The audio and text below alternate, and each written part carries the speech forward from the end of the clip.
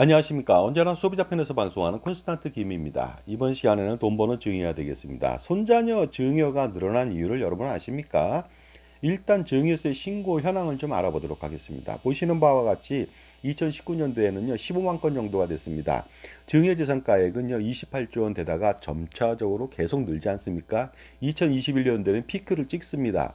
신고 건수가 무려 26만 건 이상이 됩니다. 우리나라 부자 정말로 많죠. 이렇게 엄청난 증여를 했습니다. 그리고요 증여재산가액도 50조 원을 넘겼죠. 그러다가 좀 소폭으로 감소했습니다. 2023년도에 16만 건 이상의 27조 원 이상의 증여를 했습니다. 그리고요 어떻습니까? 손자녀한테 부동산을 증여한 추이도 알아보도록 하겠습니다. 보시는 바와 같이 2018년도에 3,300건 정도에서 4,000건 이상이 되다가 3,580건 정도가 됩니다. 그리고요 금액도 굉장히 2천억대 이상의 어떻습니까? 안정적으로 지속적으로 손자녀한테 부동산을 증여한 것이 되겠습니다.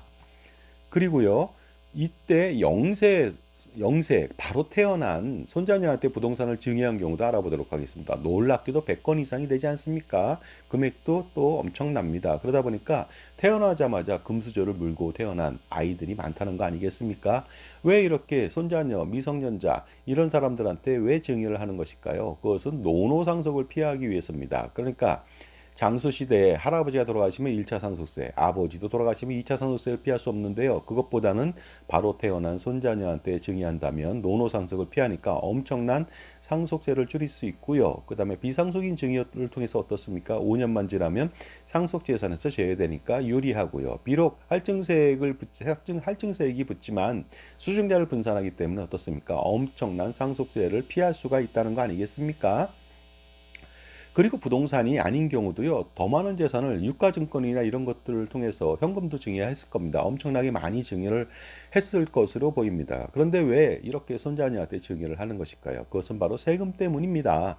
자녀한테 증여하고 나서 다시 자녀가 자기 자식한테 증여를 하면 2단계 증여를 통해서 어떻습니까? 증여세는 폭탄이 된다는 거 아니겠습니까? 그러다 보니까 할아버지 할머니가 손자녀한테 다이렉트로 세대생략 증여를 하게 된다면 전체적으로 노노상수 극비하고 전체적으로 증여세도 줄일 수가 있다는 거 아니겠습니까? 만약 자녀한테 10억 5천에 부동산을 증여하는 경우 증여세는 2억 4천만 원 나옵니다.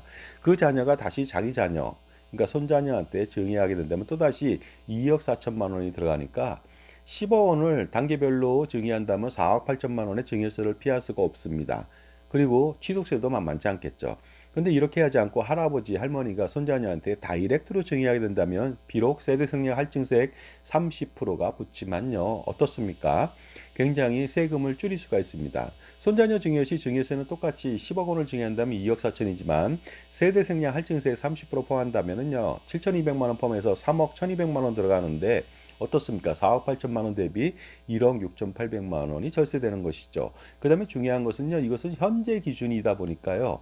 자녀한테 10억 증여하고 자녀가 또 금방 증여하는 게 아니라 나중에 증여하게 된다면 어떻습니까? 자산 가치가 올라가니까 증여세는 훨씬 더 많은 세금을 부담해야 됩니다. 그리고 이렇게 단계별로 증여하다가 혹시라도 사망이 빨리 일어난다면요. 상속세 폭탄은 또 피할 수가 없으니까 처음부터 손자녀한테 증여하는 것이 유리하다고 볼 수가 있습니다. 그리고 아까도 말씀드렸듯이 고령화에 따라서 노노상속을 피할 수 있는 길이 바로 단 한 가지 어떻습니까? 바로 손자녀 증여가 되겠습니다. 왜냐하면 할아버지가 95세 100세에 돌아가신다면요. 아버지도 70세가량 그 이상이 될 수도 있거든요. 그렇다면 상속받자마자 노인인 아버지가 또다시 2차 상속세 리스크에 봉착한다는 거 아니겠습니까? 그러다 보니까 손자녀한테 증여한다면 훨씬 더 효과적으로 절세 효과를 볼 수가 있습니다. 그러니까 많은 사람들이 현명한 판단을 하는 것이죠. 자녀한테 증여하는 것보다 손자녀한테 증여하는 것이 훨씬 더 상속세 절세에 도움이 된다고 생각하는 것이 되겠습니다. 가장 중요한 것은요.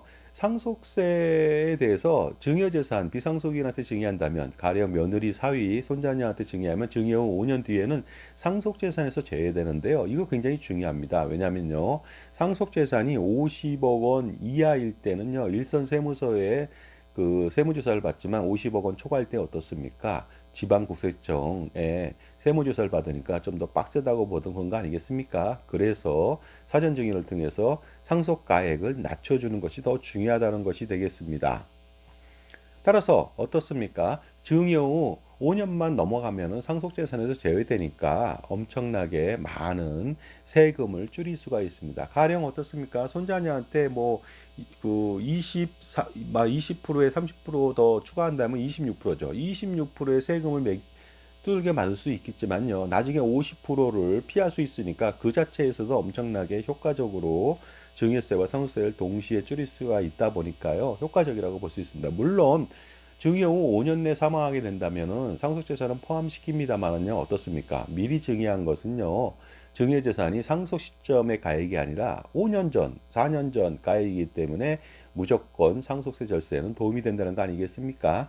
그 다음에 가장 중요한 게 있습니다. 손자녀에 대한 사랑은 자녀 사랑보다 100배 이상이 더 좋습니다. 할아버지, 할머니가 손자녀의 미래를 위해서 증여하는 것은요, 자녀 증여하는 것보다 100배 이상의 효과적으로 만족을 한다는 거 아니겠습니까? 그러니까 손자녀 증여를 많이 하는데 중요한 것은 손자녀가 어립니다. 그러면 어떻습니까? 의타심만 생기고 자립정신이 떨어지고 대바라질 수 있다는 그런 리스크가 있잖아요. 그것은 완벽하게 해소할 수 있는 방법이 있습니다.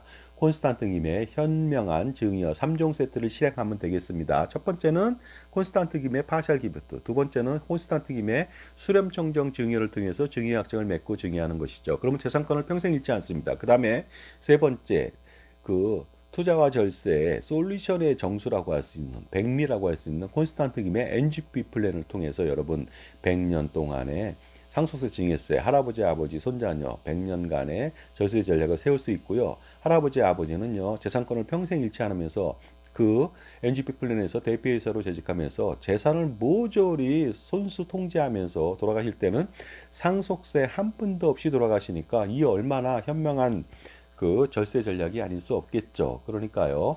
어떻습니까? 한 달 동안에 제가요. 콘스탄트 김의 넥스트 제너레이션 플랜, NGP 플랜에 대해서 그 무료 컨설팅을 해드립니다. 그러니까 이 기회를 놓치지 마시기 바랍니다. 그래서 무료 컨설팅을 통해서 100년간의 세금 절세 전략, 세금 호산을 한번 펼쳐서 제공받으시기 바랍니다. 제가 처음부터 끝까지 다 확실하게 지원 및 관리해 드릴 수가 있습니다. 010-5473-9327로 전화 주신다면 지금 할아버지, 할머니, 아버지, 어머니, 현명한 부모님이 되실 수 있는 기회가 됩니다. 감사합니다.